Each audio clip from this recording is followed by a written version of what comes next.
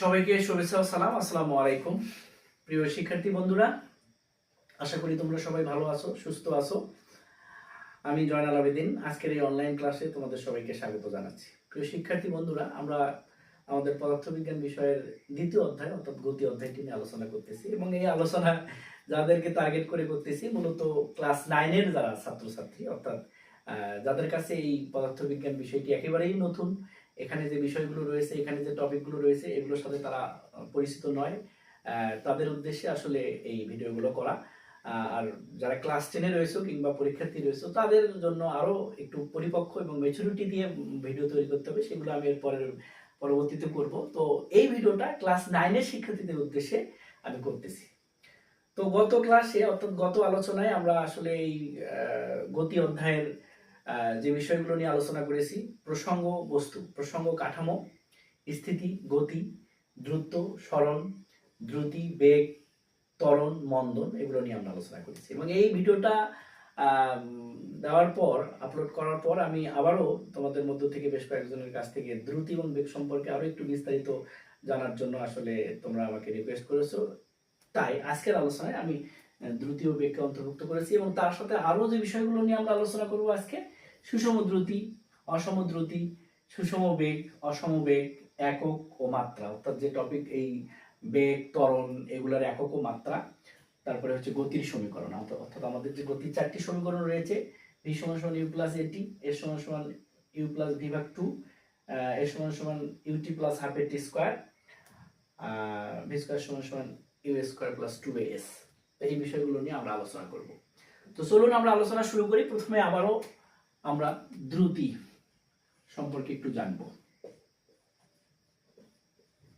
Speed. তো দ্রুতি আমরা বলেছি যে কোনো বস্তু একক সময়ে যে দ্রুত অতিক্রম করে তাকে ওই বস্তুর দ্রুতি বলে। আমরা যদি উদাহরণ হিসেবে যদি বলি যে একটি গাড়ি 50 সেকেন্ডে 100 মিটার দূরত্ব অতিক্রম করে, তাহলে ওই গাড়িটির দ্রুতি কত হবে? তাহলে জেনারেলি আমরা বুঝতে পারতেছি যে গাড়িটির দ্রুতি হবে 2 মিটার পার সেকেন্ড। গাড়িটির দ্রুতি কত হবে? 2 মিটার পার সেকেন্ড।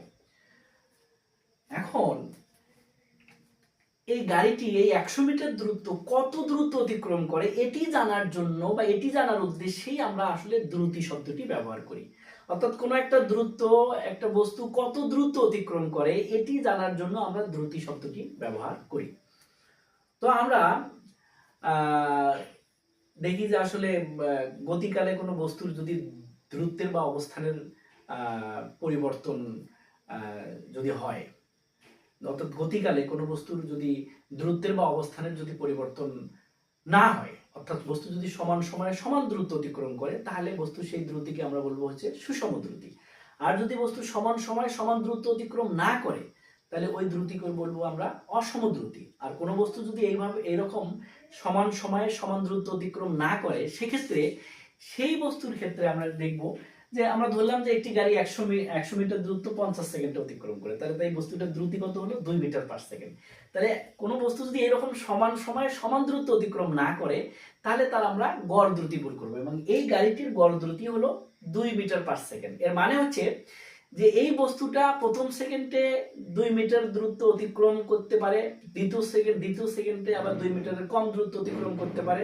অর্থাৎ প্রতি সেকেন্ডে যে তার আসলে দূরত্ব যে 2 মিটার করে হবে নট ডেট, তা নয়। অর্থাৎ সে প্রথম সেকেন্ডে 2 মিটারের বেশি দূরত্ব অতিক্রম করতে পারে, আবার দ্বিতীয় সেকেন্ডে যা 2 মিটারের কম দূরত্ব অতিক্রম করতে পারে। অর্থাৎ অ্যাভারেজ, অর্থাৎ গড়ে এই বস্তুটা প্রতি সেকেন্ডে 2 মিটার দূরত্ব অতিক্রম করবে। এইটাই হচ্ছে এই গাড়িটির বা এই বস্তু হচ্ছে গড় দ্রুতি। তো আমরা সুষম দ্রুতি তো বললাম যে বস্তু যদি সমান সময় সমান দ্রুত অতিক্রম করে তাহলে সেটা হচ্ছে সুষম দ্রুতি, আর যদি বস্তু সমান সময় সমান দ্রুত না করে তাহলে সেটা হচ্ছে অসম দ্রুতি। এবং এই কোনো বস্তু যদি অসম দ্রুতিতে চলে তাহলে সেই ক্ষেত্রে আমরা আসলে আমাদের এই গড় দ্রুতিটা আমরা বের করব। গড় দ্রুতি এখানে লেখা হয়নি। এবারে এরপরে হচ্ছে আমাদের তাৎক্ষণিক দ্রুতি। তাৎক্ষণিক দ্রুতিটাও এখানে লেখা হয়নি। তাৎক্ষণিক দ্রুতিটা আমাদের জানতে হবে। আচ্ছা, তাৎক্ষণিক দ্রুতি হচ্ছে যে কোনো ওই গাড়িটি, অর্থাৎ এই যে গাড়িটা 100 মিটার দূরত্ব 50 সেকেন্ডে অতিক্রম করলো, এই গাড়িটিরই যদি আমরা কোনো একটি মুহূর্তের, বিশেষ মুহূর্তের যদি আমরা দ্রুতি যদি জানতে চাই, তাহলে সেটি হবে ওই গাড়ির তাৎক্ষণিক দ্রুতি। সেটি কিভাবে আমরা নির্ণয় করব? যে আসলে তাৎক্ষণিক দ্রুতি আমরা কাকে বলবো? যে কোনো বস্তুর একটি বিশেষ মুহূর্তের বা যে কোনো একটি মুহূর্তের দ্রুতিকে ওই বস্তুর তাৎক্ষণিক দ্রুতি বলে। এখন এই গাড়িটি 100 মিটার দূরত্ব অতিক্রম করে 50 সেকেন্ডে, তাহলে এই গাড়ির তাৎক্ষণিক দ্রুতি আমরা কিভাবে বের করবো? যে কোনো একটা সময় ব্যবধানে, ক্ষুদ্র সময় ব্যবধানে, যে ধরি এই গাড়িটার প্রথম 23 সেকেন্ড পূর্ণ হওয়ার মুহূর্তে যে দ্রুতিটা, সেটাই হচ্ছে এই গাড়িটির তাৎক্ষণিক দ্রুতি। অর্থাৎ 23 সেকেন্ড পূর্ণ হওয়ার মুহূর্তে বলতে আমরা কি বোঝাই? অর্থাৎ এই 22 থেকে শুরু করে 23, এই 1 সেকেন্ড পূর্ণ হওয়ার মুহূর্তে যে দ্রুতি, এটাই হচ্ছে এই গাড়ির তাৎক্ষণিক দ্রুতি। অর্থাৎ একটা ক্ষুদ্র সময় ব্যবধানের যে দ্রুতিটা, সেটাই হচ্ছে একটা বস্তুর তাৎক্ষণিক দ্রুতি। তো আমরা বেগের কথা যদি চিন্তা করি, যেহেতু বেগ এবং দ্রুতির মধ্যেই আমাদের একটু সমস্যা হয়ে যায়, তো বেগ হচ্ছে, আমরা তো বলেছি যে বেগ হচ্ছে স্মরণের পরিবর্তন হার, সময়ের সাথে স্মরণের পরিবর্তনের হারকে আমরা কি বলছি? বেগ বলছি। তো বেগ কথাটা আসলে আমরা সাধারণ কথাবার্তায় ব্যবহার করি, অনেকে আবার এই দ্রুতিকেও আসলে আমরা বেগের সাথে আসলে দেখা যাচ্ছে এক করে ফেলি, কিন্তু আসলে বিজ্ঞানের পরিভাষায় বেগ এবং দ্রুতির মধ্যে পার্থক্য রয়েছে। কি রকম? আমরা দ্রুতির মাধ্যমে আসলে কোনো বস্তুর দ্রুতের পরিবর্তন বা দ্রুতের মানের পরিবর্তন আমরা কিন্তু আসলে জানতে পাই, কিন্তু আসলে এই দ্রুতের যে পরিবর্তন হচ্ছে, কোন দিকে পরিবর্তন হচ্ছে, সেই দিকটা কিন্তু স্পেসিফিক আমরা জানতে পারি না। অপরদিকে আমরা বেগের সাহায্যে, অর্থাৎ বেগের সাহায্যে আমরা যেমন ওই দ্রুতের মান, অর্থাৎ দ্রুত কতটুকু দ্রুত অতিক্রম করতেছি সেটাও আমরা জানতে পারি। অ্যাট দ্য সেম টাইম কোন দিকে এই দ্রুত অতিক্রম করতেছে, অর্থাৎ উত্তর দিকে করতেছে নাকি দক্ষিণ দিকে করতেছে নাকি পশ্চিম দিকে করতেছে, এটাও আমরা জানতে পারি। অর্থাৎ আমরা বেগের মাধ্যমে দ্রুতের মান এবং দিক দুটোই সুস্পষ্টভাবে জানতে পাই। অপরদিকে আমরা দ্রুতির মাধ্যমে শুধু আমরা আসলে দ্রুতের মানটা শুধু জানতে পাই, কিন্তু দ্রুত আসলে দিকটা আমরা মানে জানতে পাই না। তো এই জন্য এই বেগ এবং দ্রুতির মধ্যে এটাই হচ্ছে মূলত পার্থক্য। দ্রুতি, যেহেতু দ্রুতির কোনো নির্দিষ্ট দিক নেই, এই জন্য দ্রুতি হচ্ছে একটা স্কেলার রাশি, এবং বেগের হচ্ছে নির্দিষ্ট দিক আছে, অর্থাৎ বেগ হচ্ছে একটা ভেক্টর রাশি। অর্থাৎ বেগকে প্রকাশ করতে গেলে আমাদের মান দিক আসলে দুটোই লাগতেছে এবং দুটোই আছে, এই জন্য বেগ হচ্ছে একটি ভেক্টর কোয়ান্টিটিস এবং স্পিড হচ্ছে একটা স্কেলার কোয়ান্টিটিস। প্রিয় শিক্ষার্থী বন্ধুরা, আমরা এই যে টপিকগুলো বললাম, অর্থাৎ এই বেগ, ত্বরণ, সরণ, দ্রুতি, এগুলোর আমরা মাত্রা, একক এবং মাত্রা সমীকরণ জানার চেষ্টা করব। প্রথমে দ্রুতি। আমরা জানি আসলে বেসিক্যালি দ্রুতি সমান সমান দ্রুত ভাগ সময়।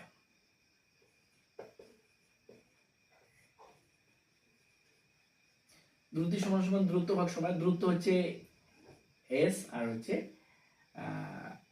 আমরা যদি বলি যে ডি ভাগ হচ্ছে টি, তাহলে দ্রুতের একক হচ্ছে আমাদের মিটার এবং সময়ের একক হচ্ছে সেকেন্ড। তাহলে আমাদের দ্রুতির একক কি? Metre per second. তাহলে দ্রুতির একক কি? Metre per second. একইভাবে আমরা যদি এটার মাত্রাটি বের করি, তাহলে দ্রুতের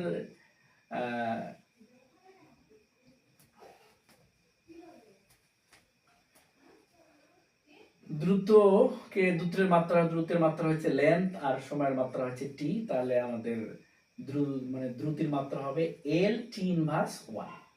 তাহলে দ্রুতির মাত্রা আমাদের কি? দ্রুতির মাত্রা হচ্ছে এল টি ইনভার্স 1 এবং একক হচ্ছে মিটার পার সেকেন্ড। এবং দ্রুতি এবং বেগ দুটোর ক্ষেত্রেই কিন্তু বেগের এককও মিটার পার সেকেন্ড, দ্রুতির এককও মিটার পার সেকেন্ড।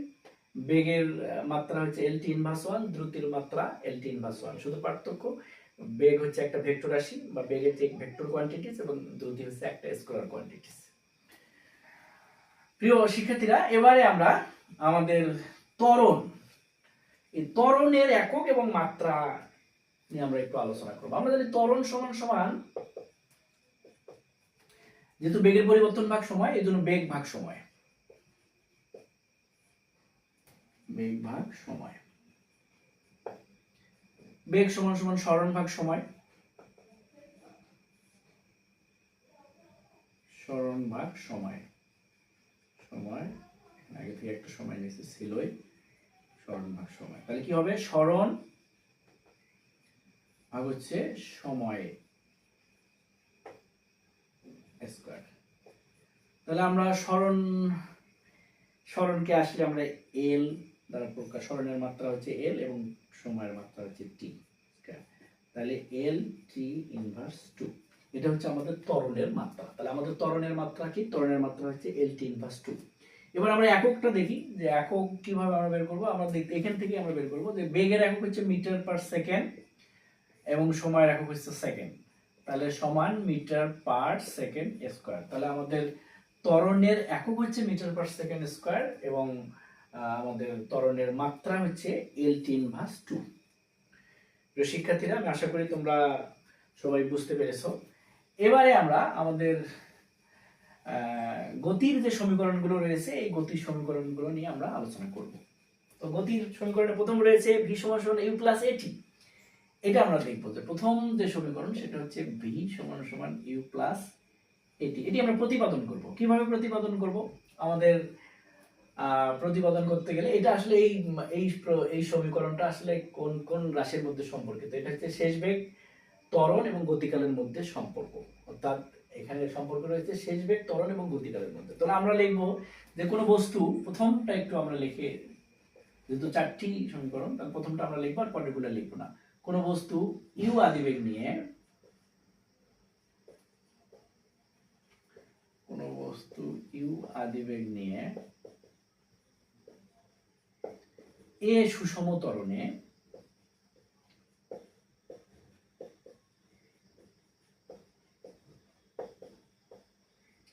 টি সময় চলে শেষ বেগ ভি প্রাপ্ত হয়। ভি প্রাপ্ত হয়। তাহলে টি সময়ে বস্তুটির বেগের পরিবর্তন কত হবে? তাহলে টি সময়ে বেগের পরিবর্তন হবে ভি মাইনাস ইউ ভাগ টি। তাহলে একক সময়ে বেগের পরিবর্তন কত হবে? আমরা জানি তো বেগের পরিবর্তন, এটা টি সময়ে বেগের পরিবর্তন এটা, আর একক সময়ে বেগের পরিবর্তন হচ্ছে এটা। তো আমরা জানি যে বেগের পরিবর্তনের হারটাই হচ্ছে ত্বরণ, অতএব এ সমান সমান, লক্ষ্য করো, ভি মাইনাস ইউ ভাগ টি। তো এখান থেকে আমরা তাহলে ভি মাইনাস ইউ সমান হচ্ছে এ টি, অতএব ভি সমান সমান ইউ প্লাস এ টি। এটি হচ্ছে আমাদের একটা স্টেপ, অর্থাৎ আমাদের প্রতিপাদনের এটি হচ্ছে প্রথম স্টেপ। এর আরো একটি ধাপ রয়েছে, সেটি আমরা দেখার চেষ্টা করি। অর্থাৎ বস্তুটি যদি স্থির অবস্থান থেকে যাত্রা করে, অর্থাৎ ইউ সমান সমান যদি শূন্য হয়, যদি ইউ সমান সমান শূন্য হয়, তাহলে সেক্ষেত্রে কি হবে? ভি এ টি। এখন যেহেতু এখানে এ হচ্ছে ধ্রুব, একটা ধ্রুব রাশি, গুণন হচ্ছে টি, আর সমান গুণন ধ্রুব আমরা লিখতে পারি হচ্ছে সমান গুণন ধ্রুব সমান প্রপোর্শনাল, অর্থাৎ টি, অর্থাৎ ভি সমানুপাতিক টি। অর্থাৎ স্থির অবস্থান থেকে এই সুষম ত্বরণে কোনো বস্তুর বেগটা সময়ের সমানুপাতিক। এই সুষম ত্বরণে চলমান কোনো বস্তুর বেগ যে কোনো সময়ের সমানুপাতিক। এবারে আমরা আমাদের দ্বিতীয় যে সমীকরণটি রয়েছে এটি আমরা প্রতিপাদন করব। এর সমান সমান ইউ প্লাস ভি ভাগ 2 ইন্টু হচ্ছে টি। এটি আমরা প্রতিপাদন করব। এখানে আমরা দেখতে পাচ্ছি এটা হচ্ছে সরণ, শেষ বেগ এবং গতিকালের মধ্যে সম্পর্কিত সমীকরণ, অর্থাৎ এখানে ত্বরণ নেই। তো সেক্ষেত্রে আমরা ওই আগের মতোই লিখবো যে কোনো বস্তু ইউ আদিবেগ নিয়ে সুষম ত্বরণে, যেহেতু এখানে ত্বরণের কোনো মান নেই, শুধু লিখবো সুষম ত্বরণে টি সময়ে চলে এস দূরত্ব অতিক্রম করে। এই সময় বস্তু যেহেতু এস দূরত্ব অতিক্রম, অর্থাৎ বস্তুটি সরণ হয় এস। আমরা কি লিখবো? যে কোনো বস্তু ইউ আদিবেগ নিয়ে সুষম ত্বরণে টি সময়ে চলে এস দূরত্ব অতিক্রম করে, অর্থাৎ বস্তুটি সরণ হয় এস। যেহেতু বস্তুটি সুষম ত্বরণে চলে, তাই এর গড়বেগ হবে আদিবেগ ও শেষ বেগের গাণিতিক গড়ের সমান, অর্থাৎ গড়বেগ ভি বার সমান হচ্ছে আদিবেগ এবং শেষ বেগের গাণিতিক গড়ের সমান। এটা হচ্ছে 1 নং সমীকরণ। আবার আমরা জেনারেলি জানি যে গড়বেগ গড়বেগ ভি বার সমান হচ্ছে সরণ ভাগ সময়। এটা হচ্ছে 2 নং সমীকরণ। তাহলে আমরা 1 নং এবং 2 নং সমীকরণকে যদি একখানে করি, তাহলে এটাও ভি বার সমান, এটাও ভি বার সমান। তো আমরা লিখতে পারি 1 ও 2 হতে।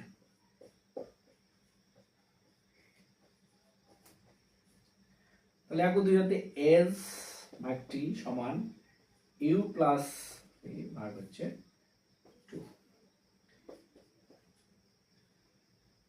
এর সমান ইউ প্লাস ভি ভাগ 2 ইন্টু টি। অর্থাৎ এস সমান সমান ইউ প্লাস ভি ভাগ 2 ইন্টু টি। এরপরে অর্থাৎ আমাদের যদি আমরা যখন এর আলোচনাগুলোর থিওরি আলোচনা শেষে যখন আমরা গণিত অর্থাৎ ম্যাথমেটিক্যাল প্রবলেমগুলো নিয়ে আলোচনা করব, তখন আমাদের এই সরণ অর্থাৎ শেষ বা সরণ, শেষ বেগ এবং গতিকালের মধ্যে সম্পর্ক নিয়ে যদি কোনো ম্যাথ আসে, তখন আমরা এই সমীকরণ দিয়ে সেটাকে সমাধান করতে পারবো। শিক্ষার্থী বন্ধুরা, আমরা এবারে আমাদের 3 নম্বর গতির সমীকরণটি প্রতিপাদন করব। 3 নম্বরে কি আছে? এস সমান সমান ইউটি প্লাস হাফ এ টি স্কয়ার। এস সমান ইউটি প্লাস হাফ এ টি স্কয়ার। তাহলে আমরা ওই যে একই ভাবে লিখবো যে কোনো বস্তু ইউ আদিবেগ নিয়ে এই সুষম ত্বরণে টি সময় চলে শেষ বেগ ভি প্রাপ্ত হয়, অর্থাৎ বস্তুটি এই সময় বস্তুটি এস দূরত্ব অতিক্রম করে, অর্থাৎ বস্তুটি সরণ হয় কত? এস। বস্তুটি সরণ কত হয়? এস। তাহলে আমরা সরণ এস হয়, তাহলে আমাদের হচ্ছে গড় বেগ সমান হচ্ছে এস ভাগ টি, এর একটা সমীকরণ। আবার আমরা তো জানি যে হচ্ছে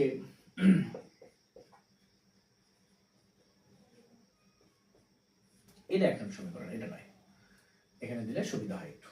আবার যেহেতু বস্তুটি সুষম ত্বরণে চলে, তাই এর গড়বেগ হবে আদিবেগ ও শেষ বেগের গাণিতিক গড়ের সমান। সেক্ষেত্রে গড়বেগ সমান ইউ প্লাস ভি ভাগ 2 ইন্টু টি। তাহলে এই ভি বারের মানটা আমরা 1 নং সমীকরণে বসাবো। তাহলে ভি বারের মান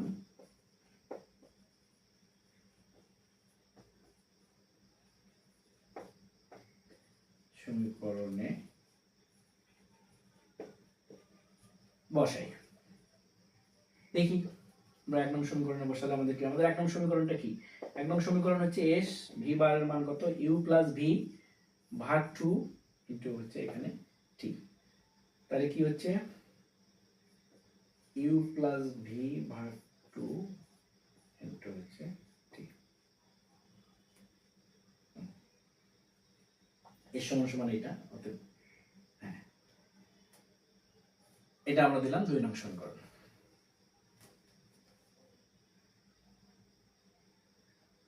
এবারে আমরা আমাদের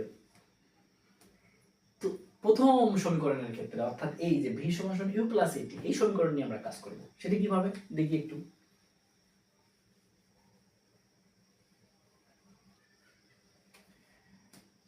অর্থাৎ আমরা ত্বরণের ক্ষেত্রে পাই, লিখবো যে ত্বরণের ক্ষেত্রে পাই ভি সমান সমান ইউ, ভি সমান ইউ প্লাস এটি।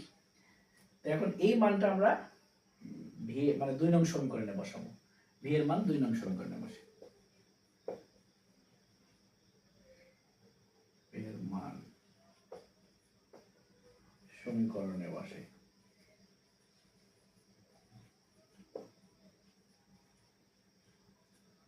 কিভাবে দেখি? এস সমান ইউ প্লাস ভি এর মান হচ্ছে ইউ প্লাস এ টি ভাগ হচ্ছে 2 ইন্টু টি। দেখি আমরা তাহলে এখানে যদি আমরা সমাধান করি, তাহলে ইউ প্লাস ইউ যোগ করলে 2u, এখানে এটি ভাগ হচ্ছে 2 ইন্টু হচ্ছে টি। তাহলে আমরা যদি 2 দিয়ে 2ut ভাগ হচ্ছে 2, এখানে হচ্ছে a টি স্কয়ার ভাগ হচ্ছে 2, এটা কেটে যায় যদি, তাহলে ut plus half a T square. এখানে আমরা শুধুমাত্র একটু মানে এটাকে একটু আলাদা করলাম। তাহলে আমরা এখান থেকে আমাদের কি বের হলো? s সমান ut plus half a T square. এই সমীকরণের সাহায্যে আমরা আসলে যদি কোনো আমরা যখন ম্যাথমেটিক্যাল সমস্যা যখন সমাধান করব, তখন সরণ, আদিবেগ, সরণ, তারপরে হচ্ছে ত্বরণ এবং গতিকালের মধ্যে সম্পর্ক যদি থাকে, তখন সেক্ষেত্রে আমরা এই সমীকরণ, অর্থাৎ কোনো একটা ম্যাথে যদি আমরা দেখি যে সেখানে ত্বরণ আছে, তারপরে সরণ আছে এবং সময় আছে, এই রাশিগুলোর মধ্যে যে কোনো একটা রাশি বা মানে যে কোনো একটা রাশি যদি মানে অজানা থাকে, তাহলে সেই রাশিটির মান আমরা এই সমীকরণের মাধ্যমে নির্ণয় করতে পারবো। এরপরে আমরা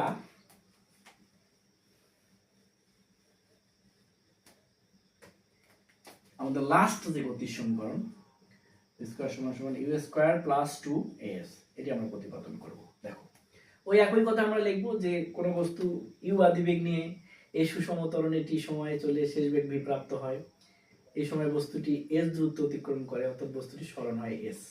তাহলে গড়বেগ কত হবে? তাহলে গড়বেগ হবে ভি বার সমান সমান এটা। তাহলে এখান থেকে আমরা এস সমান সমান হচ্ছে ভি বার টি, এটা হচ্ছে 1 নং সমীকরণ। আবার পরবর্তীতে আমরা লিখবো যে যেহেতু বস্তুটি সুষম ত্বরণে চলে তাই ওই আগের মতনই, তাই এর গড়বেগ হবে আদিবেগ ও শেষ বেগের গাণিতিক গড়ের সমান।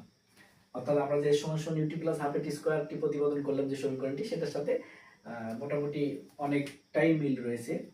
তাহলে আমাদের সেক্ষেত্রে আমাদের ইউ প্লাস ভি বার সমান সমান এটা হচ্ছে আমাদের, অর্থাৎ যেহেতু বস্তুটি সুষম ত্বরণে চলে অর্থাৎ তার গড়বেগ হবে আদিবেগ ও শেষ বেগের গাণিতিক গড়ের সমান। এখান থেকে আমরা এই ভি বারের মানটা 1 নং সমীকরণে বসে, ভি বারের মান 1 নং সমীকরণে বসাই।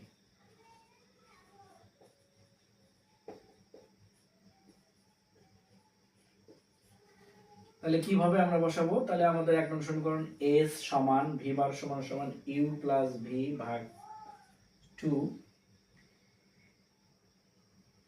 ইনটু হচ্ছে টি। তাহলে এটা হচ্ছে আমরা দিলাম যে এটা হচ্ছে 2 নং সমীকরণ। এখন আমরা আবারও এই যে প্রথম যে সমীকরণ আমাদের ছিল অর্থাৎ ত্বরণের ক্ষেত্রে আমরা যেটা পাই, তাহলে আমরা ত্বরণের সমীকরণ থেকে আমরা কি পাই? ত্বরণের সমীকরণ থেকে আমরা পাই এ সমান সমান, এটা লিখতে হবে যে ত্বরণের সময় এ সমান সমান ভি মাইনাস ইউ ভাগ টি। এ সমান, সরি আমার শুধু এ সমান সমান কথাটা চলে আসে, দুঃখিত। তো অতএব T is equal V minus U ভাগ হচ্ছে এ। এখন টি এর মান আমরা 2 নং সমীকরণে বসাবো। টি এর মান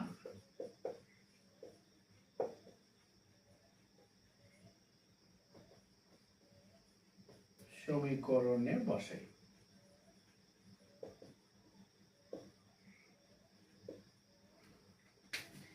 টি এর মানটা আমরা 2 নং সমীকরণে বসাই। আমাদের 2 নং সমীকরণ কি আছে? এস সমান ইউ প্লাস ভি ভাগ 2 ইনটু টি সমান সমান কি লেখা যায়? ভি মাইনাস ইউ ভাগ হচ্ছে এ।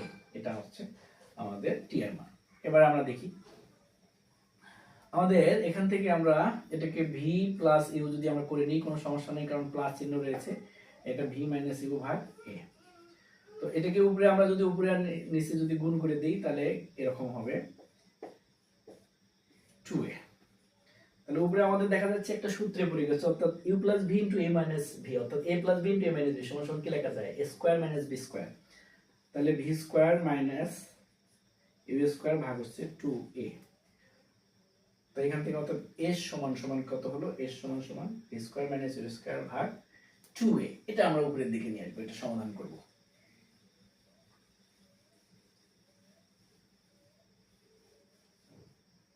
তাহলে a সমান v square minus u square ভাগ হচ্ছে 2a।